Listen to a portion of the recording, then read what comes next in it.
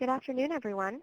My name is Jennifer Van Ostren, and on behalf of ACRL and Choice, I'd like to welcome you to today's program, How Choice Works and How It Can Work for You, sponsored by Choice and featuring Tom Radko, Becky Bartlett, and Rita Balasco. Today's discussion is one in a series of sponsored webinars from ACRL and Choice that addresses new ideas, developments, and products of interest to the academic library community.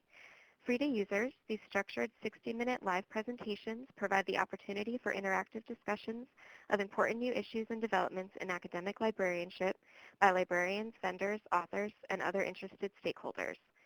Before we get started, I'd like to point out a few features of the webinar software. In the main area of the screen, you can follow along with the presentation materials. Along the left-hand side, you will see a Q&A panel that you can use to submit questions or comments. Please feel free to submit these throughout the program. And finally, please note that today's program will be recorded and all registrants will receive follow-up instructions on how to access the archived version. And now for some background on today's presenters. Tom Radko is Editorial Director at Choice, where he has worked since 2004.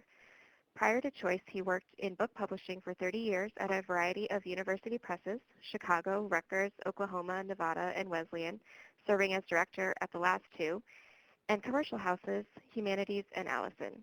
He has chaired the Admissions and Standards Committee of the Association of American University Presses, served on the AAUP Marketing Committee, as well as the AAUP Diversity Task Force, and chaired the Advisory Council of the Connecticut Center for the Book.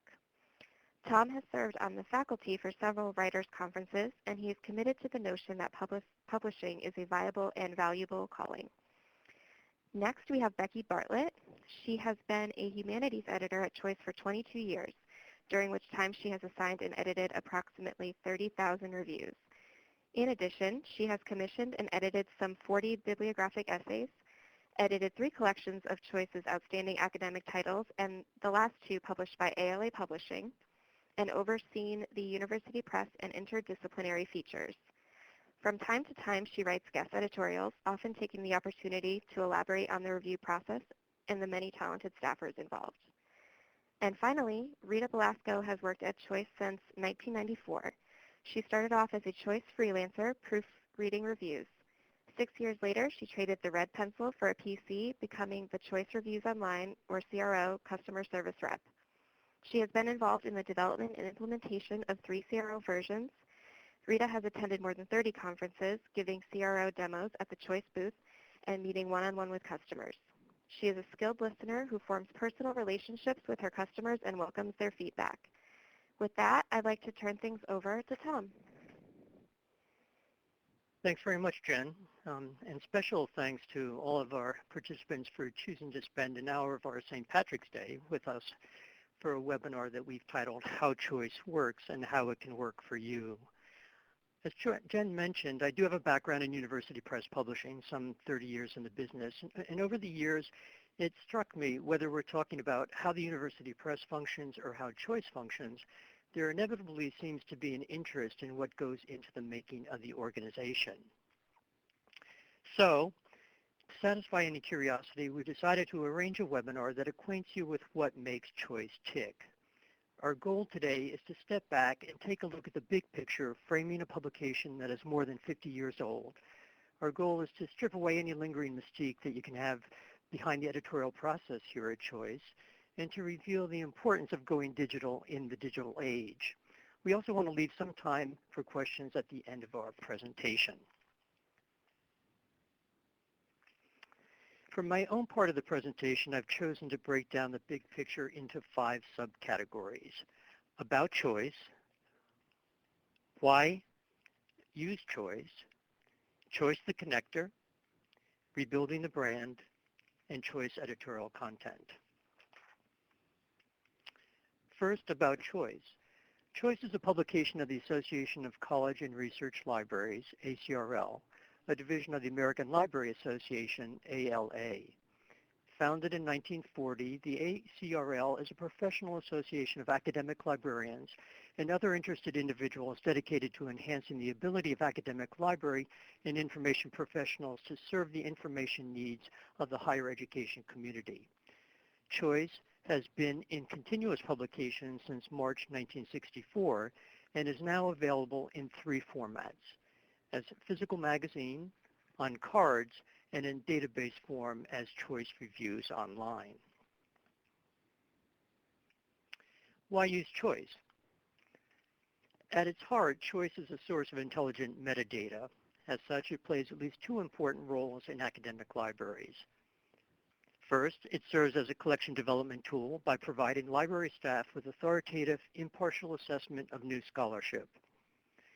Secondly, Choice serves as a discovery tool for library patrons, with a Choice database of more than 185,000 records providing scholars and students with concise information about important texts.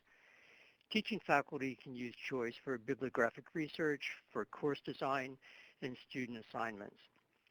Students can use the same tool for their own research projects. In an era of information hyperabundance, library patrons rely on Choice to help them make informed decisions about which works to consult and why. More than 22,000 librarians and teaching faculty currently rely on Choice. Choice reaches almost every major undergraduate college and university library in the U.S. and some 325 academic libraries outside of our borders. We like to think that Choice is the gold standard and preferred resource for supporting undergraduate library acquisition activity in the English-speaking world. To bolster that support, as scholarly communication began to go digital, Choice went digital as well. Today, print-based resources from Choice are supplemented by Choice Reviews Online, a fast and flexible online way to access Choice reviews and editorial content from our magazine, including our forthcoming titles list, our outstanding academic titles, also referred to as OATS, O-A-T-S, our editorials, our bibliographic essays, our feature articles, as well as exclusive online content. Any librarian, scholar, educator, publisher alive today would probably agree we are indeed living in an age of disruption. In 2012, one ACRL publication described higher education's shift into a period of flux, even turmoil. It's a period in which enrollments are declining, in which budgets are under downward pressure as tuition and fees hit ceilings, as students are increasingly consumer-oriented, as the core processes that support library materials acquisition decisions are undergoing change, and as higher education funding is increasingly being allocated on the basis of performance rather than enrollments. Through all this turmoil, we like to emphasize that Choice is not just a journal, but rather we are an ACRL publishing unit providing a variety of tools and services to the academic library community and beyond. As a way of illustrating Choice's role in this period of flux and turmoil, we've created a visual rendering of how Choice mediates the relationship between libraries and content providers. Who among us doesn't like to be the center of the universe? And when you take a look at this illustration, you'll see Choice is at the center of the triangle. And we are flanked by the libraries, by publishers and content providers, and by scholars, students, and patrons. The whole point of this rendering is to indicate that Choice brings people together around information resources. Choice connects librarians with information resources and with the authors and publishers who create them. Choice connects scholars and students with the information they need to evaluate resources. And Choice connects libraries and librarians with one another. The Choice of today is interested in expanding its brand recognition, and our goal here is to expand the range of our content to enhance interest in and utility of the publication. Our goal is to drive brand awareness, and this next slide, another visual representation, illustrates the steps we envision toward rebuilding our brand. And you'll see that there's 3 indicators here. One, where we want to strengthen our current products to maximize their value. Number 2 is to extend the audience for Choice content to our end users by adapting and recasting reviews in other formats. And finally, 3, Choice to extend the Choice services and brand beyond reviews. In regards to editorial content, in addition to some 575 reviews each month, in addition to our bibliographic essays, our forthcoming titles features, and our various newsletters, including the editor's picks, hot topics, and faculty picks, we're looking to expand our content to include new features. To date, we have created the following. Ask an Archivist, which we inaugurated in October of 2014. This we see as a lively, online exclusive and interview format intended to introduce readers, undergraduates especially, to the trove of materials housed in a vast array of digital archives and libraries. Scholarly communication and special collections represent two sides of the same proverbial coin, and that coin in turn represents a large measure of how libraries can add value beyond discovery. I should add that this new feature is handled mainly by our interns, three top-notch Wesleyan students with strong research, computer, and communication skills, who we think have done a terrific job of helping us get this project off the ground. To help give you a flavor of the wide range of interviews we've conducted to date, here's a sampling of what you can find in this new feature. Princeton University's Blue Mountain Project with a subtitle of Historic Avant-Garde Periodicals for Digital Research. The image that pulled up on the slide gives you the first page of the actual interview. Duke University's Hartman Center for Sales, Advertising, and Marketing History. Here we have the iconic camel filter ad. The New York Philharmonic Leon Levy Digital Archives, here represented by a score of the Sopranos part of Beethoven's Ninth Symphony at its U.S. premiere. And finally, Calisphere and the Japanese American Relocation Digital Archive, represented here by a photo by Dorothea Lange called Faces. Another new feature of our editorial lineup is a series of guest editorials informally called Guest of Choice. Contributed by creative and insightful thinkers, both men and women in library and allied professions, materials in this new series seek to engage our readers in important issues and debates concerning the state of librarianship, information management and access, new publishing models, and other topics appropriate to Choice's audience. These occasional guest columns are designed to foster dialogue among members of our core audience. Guests to date include Mark Sandler, who is the director of the Center for Library Initiatives at the Committee on Institutional Cooperation in Champaign, Illinois. Elon Stavens is professor in Latin American and Latino culture at Amherst College. Trevor A. Dawes is an associate university librarian at Washington University in St. Louis and past president of ACRL. Rush Miller is director of emeritus of the University Libraries in Pittsburgh. And finally, Kerry Newman is director of Baylor University Press. Please, if any of you have suggestions of individuals who might serve as a guest of choice, please let me know. Contact information for me, Becky, and Rita will be provided at the end of this webinar. In addition to Ask an Archive and our guest columns, we also have our eye on other new kinds of editorial content here at Choice. Selective bibliographies is one of them, and these are modeled after Choice's admired bibliographic essays. Selective bibliographies are intended to direct readers to the literature on any given subject.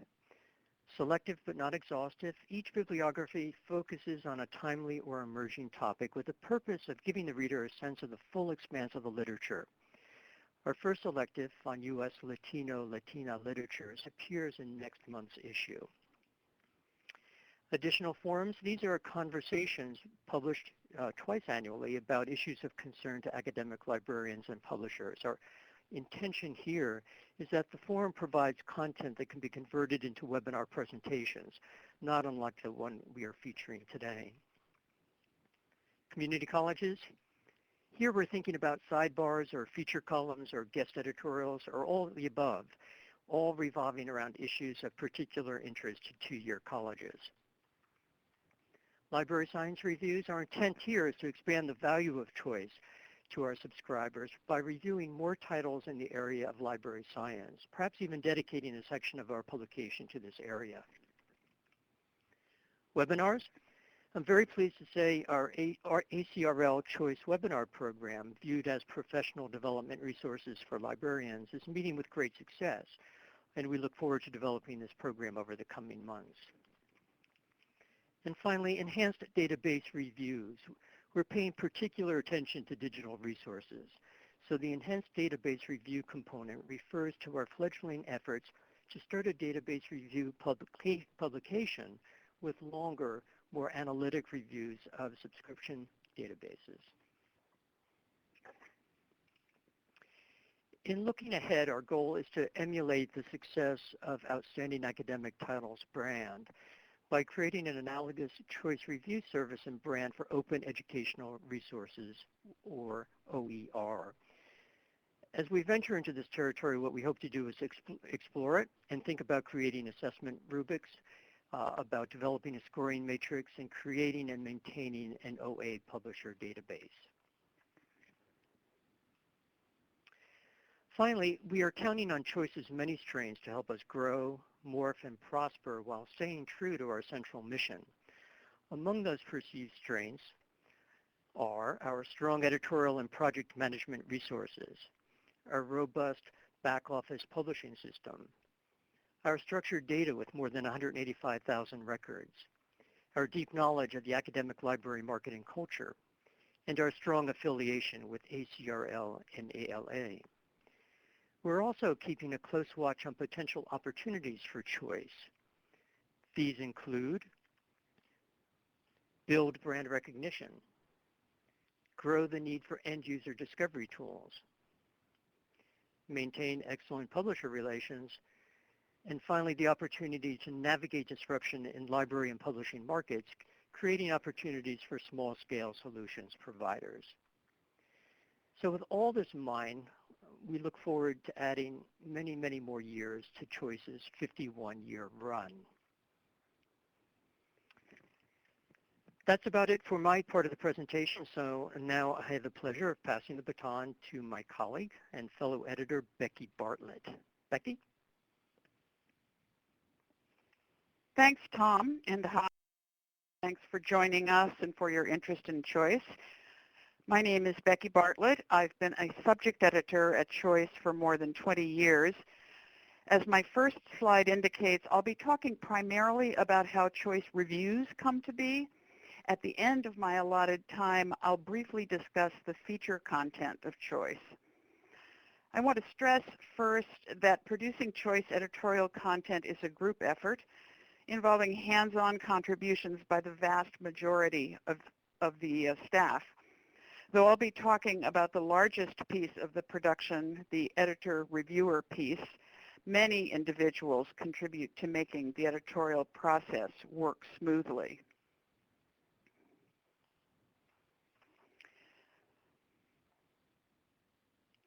There are 6 editors at Choice, pictured here and identified below with the disciplinary areas each covers.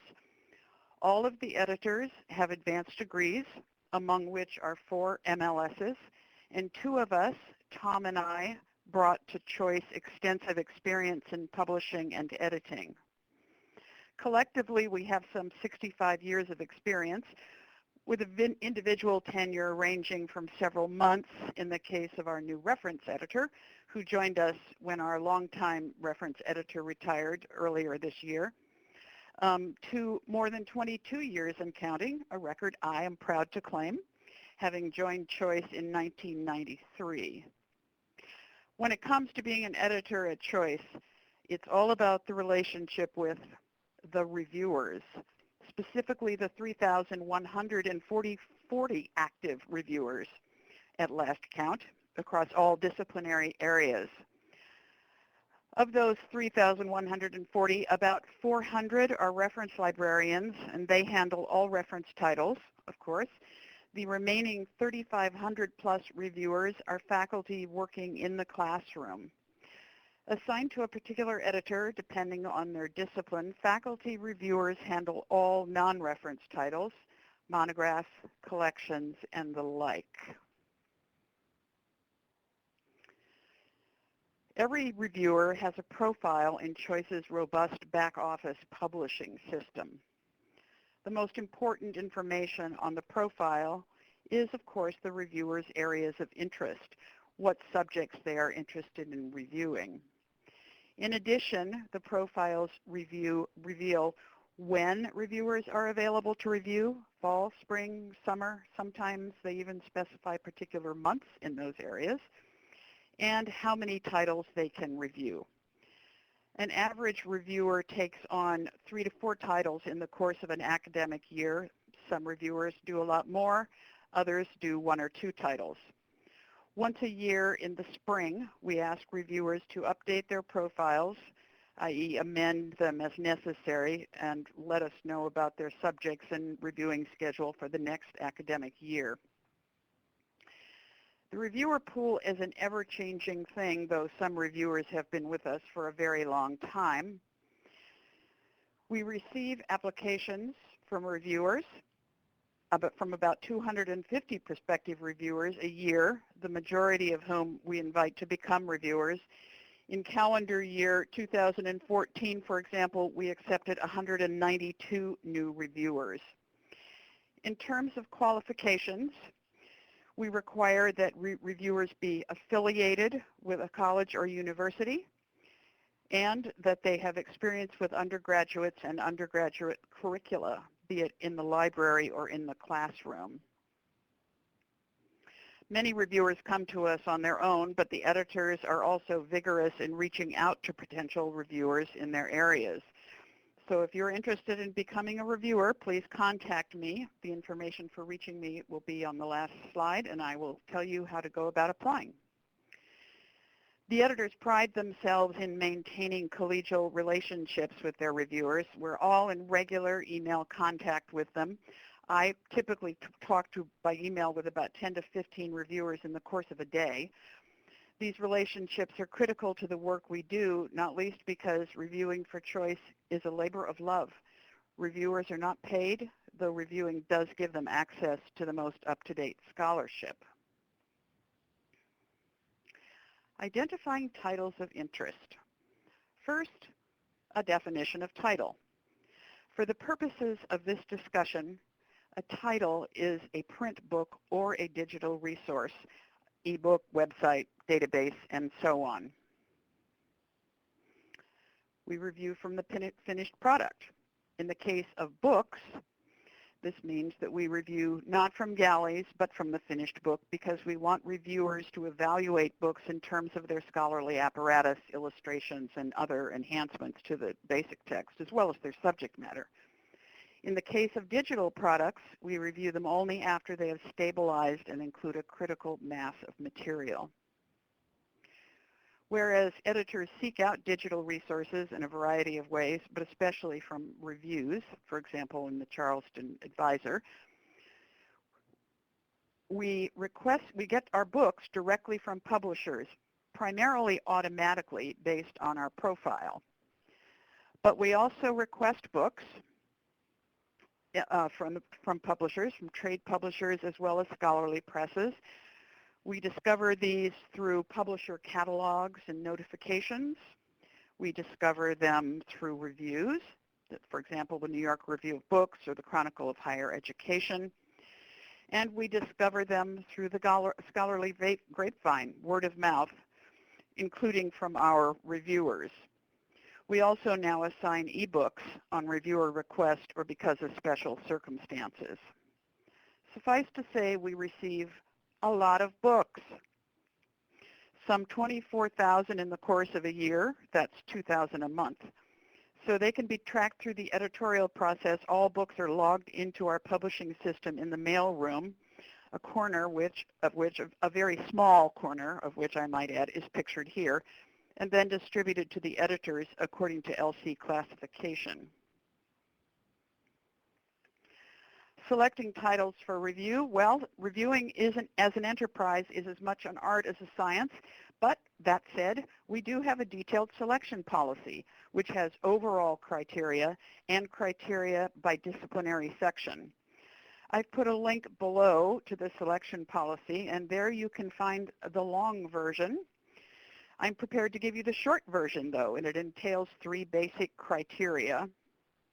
Our goal is to select books that are current, in the case of, or titles that are current. In the case of books, this means published within the current academic year. Titles that are suitable for undergraduates in terms of accessibility and subject, and fortified with scholarly apparatus. In terms of books, we review approximately 25% of the titles that cross our threshold. Among the titles we do not in general send for review are dissertations and textbooks, reprinted materials, self-help titles, and memoirs. The selection policy, as I said, specifies additional parameters by discipline and has information galore. The editor's job is to match the subject of the title with an available reviewer, a process facilitated by the publishing system's sophisticated searching capabilities.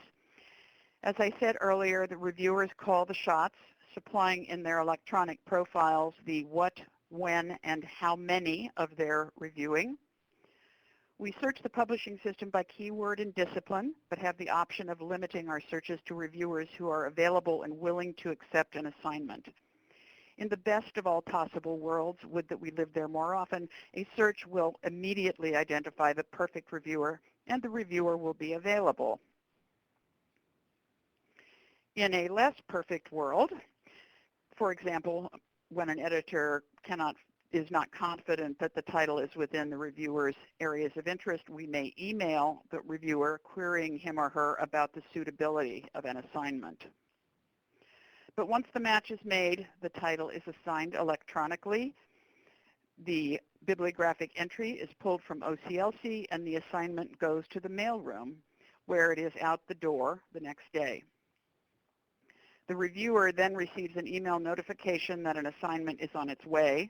In the case of digital titles, the email will include the URL, and the editor will have negotiated access with the publisher and provided the reviewer with the access information to get onto the site. So fast forward 5 or 6 weeks, and the review logs in. The standard turnaround time is 5 to 6 weeks, though we grant extensions if necessary. We're in a paperless system here, so the reviewer submits the review electronically through the publishing system, and it appears on the editor's dashboard as submitted and ready for editing. A full-time editor produces from 1,500 to 1,600 reviews a year. In preparing reviews for publication, we have 3 basic goals. The review should be factually correct, it should be grammatical, and it should be accessible to a generalist, our presumed audience. Editors fact-check everything: dates, books and chapter titles, citations, spelling of names. If it's a fact, we check it. And editors make whatever grammatical changes are called for. In pursuit of accessibility, we edit only as necessary, looking at style and length. For example, we might eliminate jargon and esoteric references or clarify prose if need be, and we would cut for length if the submitted review is too long. As a footnote, when we do extensive editing or need clarification or more information from the reviewer, we return the edited review to him or her with a query asking for feedback. The final steps are tagging and indexing.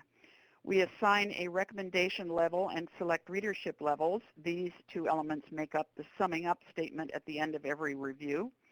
We designate, if we so choose, a title as a candidate for Outstanding Academic Title. And at the end of the year, we look at all the nominated titles and make the final selection. And we tag titles for indexing in any of our 15 interdisciplinary indexes, which include Native American Studies, GLBT Studies, Environmental Studies, and so on. All of these can be searched online, and they're published in the back of the print edition. Last but not least, we include choice citations for any title mentioned in the text. And I'm including this primarily because it gives me an opportunity to mention some pretty amazing numbers. We find these citations to reviews in either Choice Reviews Online, which goes back 27 years and includes 185,000 reviews, or in one of the 100 drawers of our card catalog, lovingly pictured here, which goes back to the beginning, March 1964, and includes 144,000 reviews. The rest of the preparation process is straightforward in terms of publishing process. Reviews go to the copy editor, who Chicago Manual of Style in hand catches whatever errors remain, and then on to production and final proofing. Although producing reviews takes up the bulk of an editor's time, editors are also responsible for producing all of Choice's feature content. This is a collective effort with each editor taking responsibility for his or her share of the workload. Over the course of a year, an editor commissions and edits 2 bibliographic essays. The ideas for these usually come from reviewers who, in their annual profiles, volunteer to write essays on particular subjects. The editor follows up on subjects of interest and sets the wheels in motion. The bibliographic essay process spans about 18 months, from assigning the essay to regular follow-up with the editor to submission, editing, and publication. Editors also put together 2 forthcoming features. These comprise titles submitted by publishers. Editors oversee some web exclusives, including facilitating faculty picks features, inviting faculty reviewers to list 5 great books on a subject of interest to them. Editors nominate editors' picks, and editors work with the internists on the Ask the Archivist feature. Last, every month, all editors select titles for today's top review, otherwise known as Reviews of the Day, which is posted daily on Facebook. And on that note, I conclude my remarks on the editorial process, though I look forward to answering any questions you may have at the end of this discussion. I'm going to pass the microphone to Rita Balasco, who will be talking about Choice Reviews Online. Rita.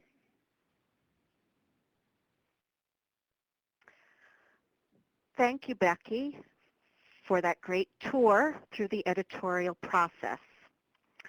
I want to welcome everybody to Choice Reviews Online.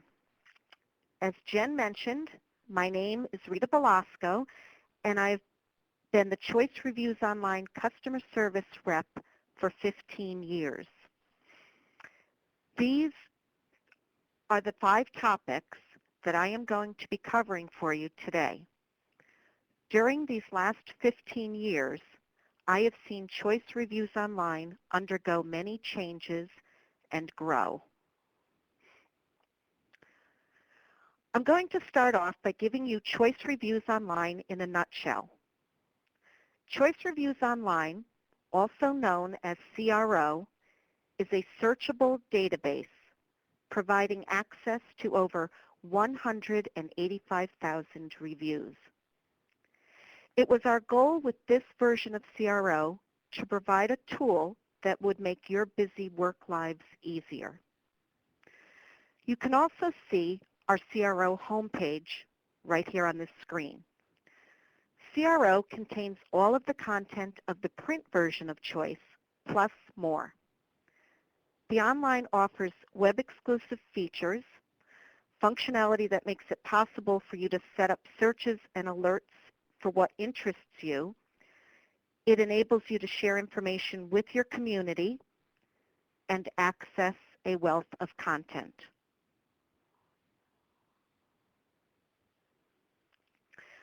Choice Reviews Online will save you time in finding the information you need. It offers easy, one-stop searching for reviews and features. You have the ability to set up personalized alerts focusing on your areas of interest. You can use either keyword search or the more in-depth advanced search. Using advanced search allows you to drill down, using the many limiters and retrieving only the results you want. You will find that the ISBNs for each title are hot linked to WorldCat. A quick click and you can see where this title can be found. All of these things I just mentioned will help you save time. As I said earlier, the online offers everything that is in the magazine and more. And Tom has already explained our web exclusives, which contain the hot topics and editor's picks in his segment. Choice Reviews Online enables you to search our entire database back to September of 1988. This is great for any retro collection development or weeding. We have quite a few customers that find CRO very helpful for weeding purposes. My next few screens are all about functionality. When you first go to our site, and you can see the URL for the CRO site at the top of each of my screens, if you look up top. When you first get to the site, click on Current Issue. It is set up as our table of contents, and you can see that right here. You can browse the current month without doing any searching. While on the Current Issue page, you will be able to scroll down and see the section of reviews. You can click on any subject and look at any of the reviews. If you look here in the middle of the screen, in the middle section, you can see the library that is on the cover of Choice this month. That's where the covers will show up to. At the top of the page, you can see the toolbar, and you can see many options that it offers. I'm just going across. You can see all the options it offers to make your job easier. I'm going to explain how these time savers work. Please look where the arrows are pointing, because I'm going to be talking about advanced search, which is over here, alerts, and my lists. And I'm going to be explaining how valuable they are in retrieving and saving the information you need.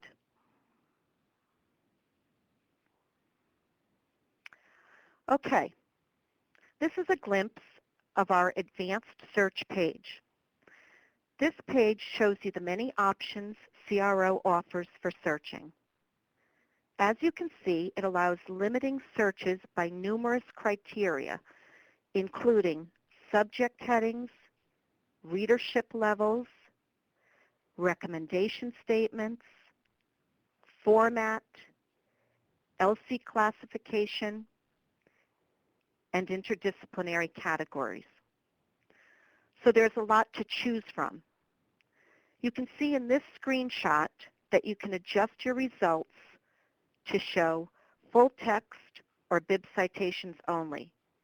You can also display 25 to 150 records per page and choose your sort order. I'm just going to show you.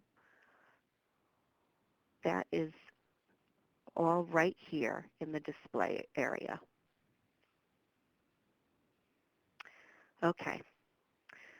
Since we are talking about advanced search, I will mention saving searches. You can save your search strategies by clicking on the Save This Search link. This saves you time, especially if you run the same search each month. All you need to do is open the Save Search and change the choice issue. You do not have to replicate the entire strategy.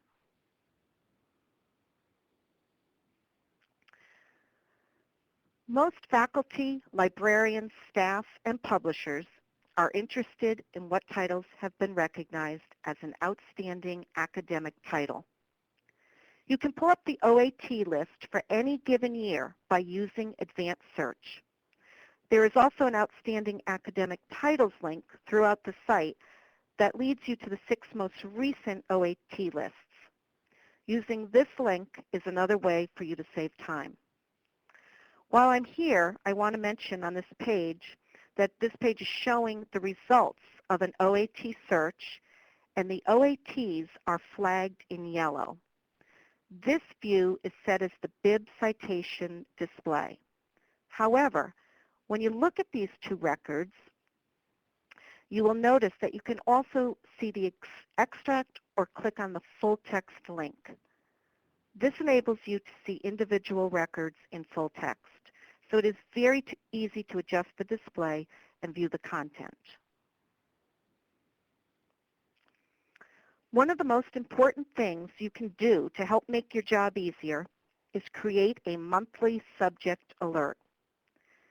There are many delimiters that you can choose to define exactly what titles you are looking for based on subject areas, readership levels, recommendation statements, and format, to name just a few. The Create an Alert page and the Advanced Search page are very similar. This screenshot that we are looking at now is a very broad religion alert that came to me last month showing me new religion titles. All I have to do is click on View All Results, and I can read all of the reviews that matched my criteria. I do not have to go looking for them. They come to me. Again, this is a real time saver. You can create an unlimited number of alerts, and you can edit those alerts at any time. You can also just set up an electronic table of contents alert to notify you when the new issue has been loaded on the site. After you have done a search and you have your search results, you can create a list of those records you are interested in. You simply select those titles and add to a list. The screen you are looking at is a list of film titles showing you the bib citation view from the March 2015 issue.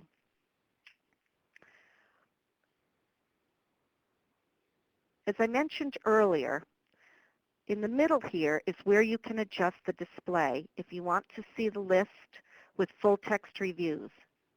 Any lists you created will stay in the system until you have deleted them. You can retrieve all of your lists by clicking on the My Lists link in the top toolbar throughout the site. You can email your lists and share them with colleagues.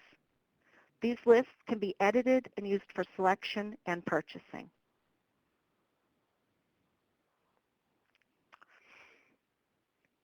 Okay, my next area touches on sharing information. Now that you've found all this great information, why not share it? Choice Reviews Online offers you the options to print or download your selections.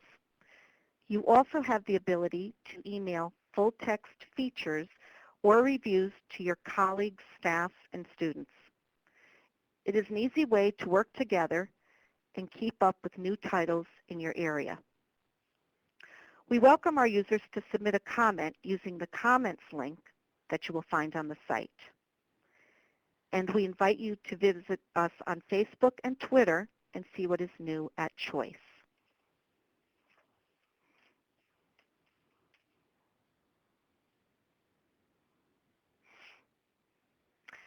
And last but not least, as you would expect, CRO offers an institutional administrator module that allows you to control your account, and it meets industry standards with counter-compliant usage reports and digital object identifiers for all our content.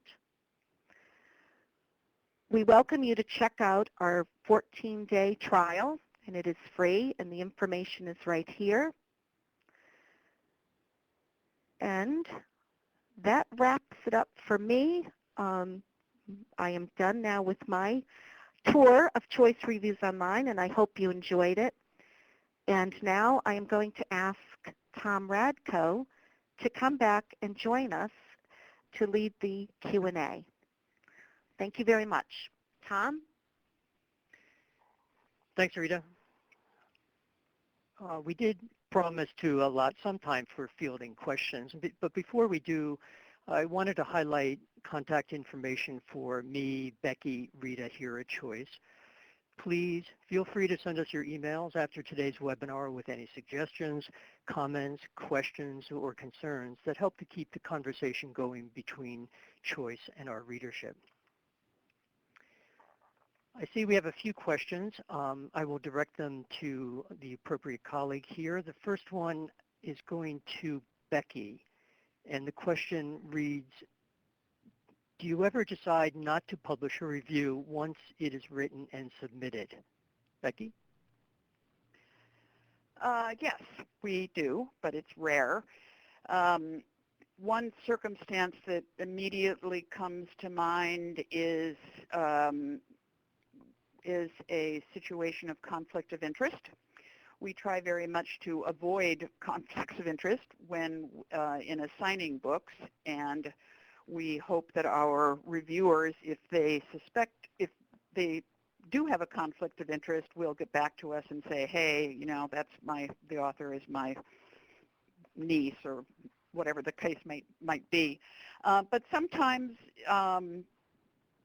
that doesn't happen.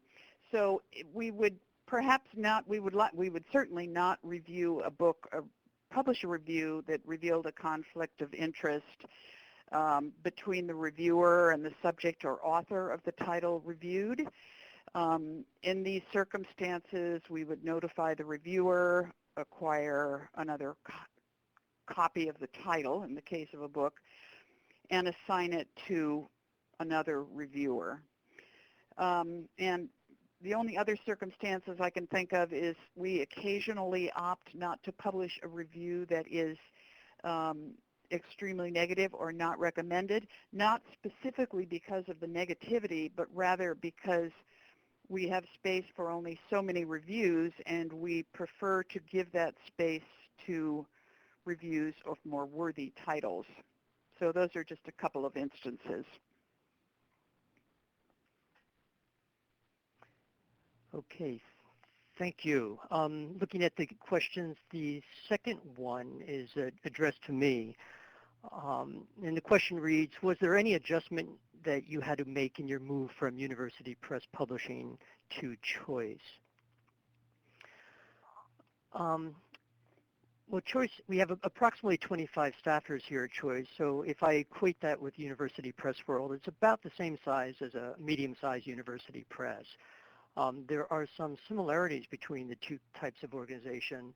Each one of them, whether it's University Press or Choice, each one has a publisher, each one has an editorial department, each one has a production department, each one has a marketing department, and each one has a handful of outside contractors. Both University Press and Choice, we publish both print and digital materials. But having said all that, I think the biggest adjustment for me personally when I arrived at Choice in 2004 revolved around what I'm going to call pacing. Book publishers are accustomed to longer gestation periods for projects to come to fruition. When I was at a university press, it wasn't unusual for me to work with any given author for 1, 3, 5, even 10 years on the creation of a book. But here at Choice, I use the word relentless to apply to deadlines, and brisk to apply to the pace itself. Workflow in any given day can be pretty staggering. We all try to keep in mind the end product, which is a monthly publication, but then there's all that activity behind the publication, evaluating the books, responding to reviewers' queries, editing text, paying attention to deadlines, dealing with unanticipated problems. All of it really demands serious focus and attention and sensitivity while operating at pretty high speed. So I think that's how I would address that question. Third question is addressed to Rita, and it's a two-part question, Rita. Can you have multiple alerts, and is it possible to make changes to an alert? Okay, and that is a very good question.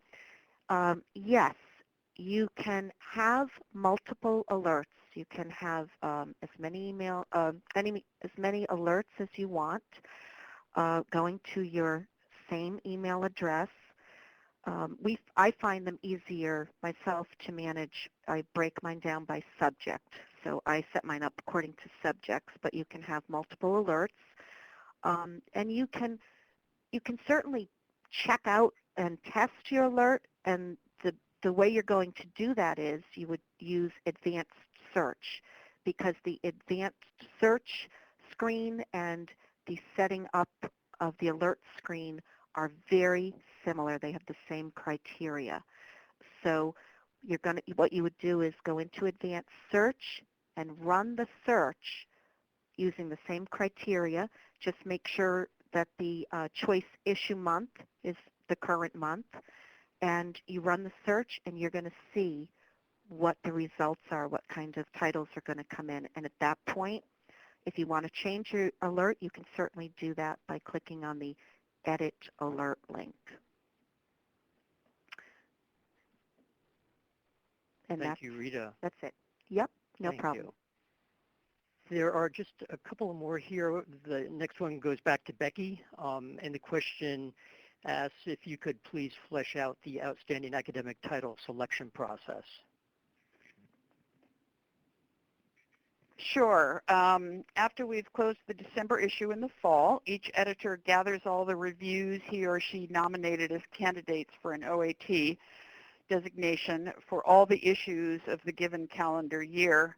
And then, guided by the review, the editors winnow these down using a variety of criteria. For example, is the title the first to treat an important new area of scholarship, or does it offer a fresh take on existing scholarship, or is it a particularly comprehensive treatment of the subject? Did the reviewer deem the title, for whatever reason, an essential resource in a given area?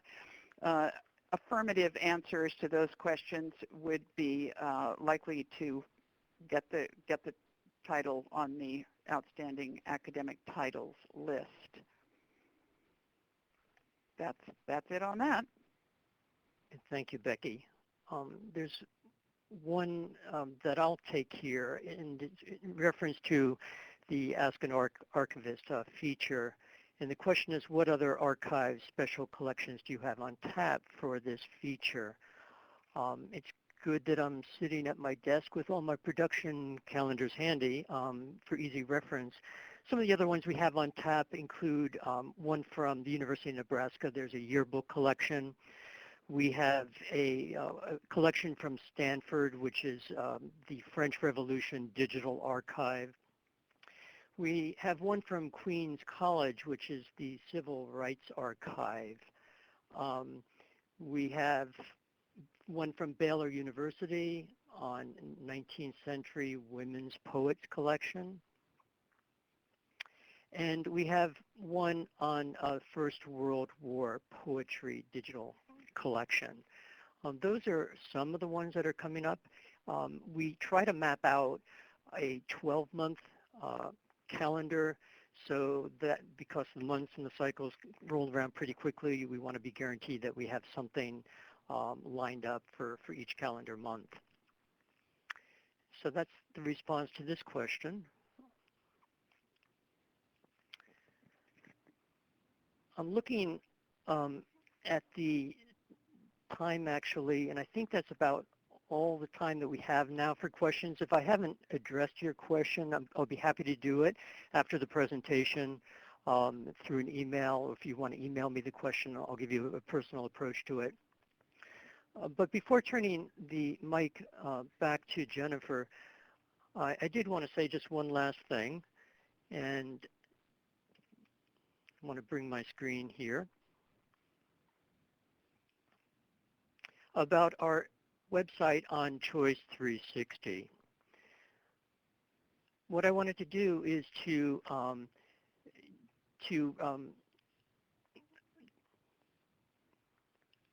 encourage you, was the word I'm looking for, not to overlook the place to discover all that Choice really has to offer, which is simply a way of encouraging you to visit choice360.org. It's a popular website. It's been recently expanded, and it's been upgraded to make it easier for you to find and retrieve information. And you can see the functions here on the screen as well. So I hope that you found the presentation from me, Becky, and Rita informative, that it's answered some of your questions, and that it's allowed you to imagine, maybe even more concretely, how Choice might actually work for you. So with that, I'll now turn the mic over to Jennifer. Jen? Great. Thank you, Tom. I just want to give you guys a round of applause for spending time with us today and sharing some great information. And to the audience, as a reminder, we have recorded today's program, so please be on the lookout for a follow-up email from ACRL and Choice that will include instructions on how to access the archived version. Thanks again to all our participants for joining us. I hope you enjoyed the session and have a great rest of the afternoon. Thanks.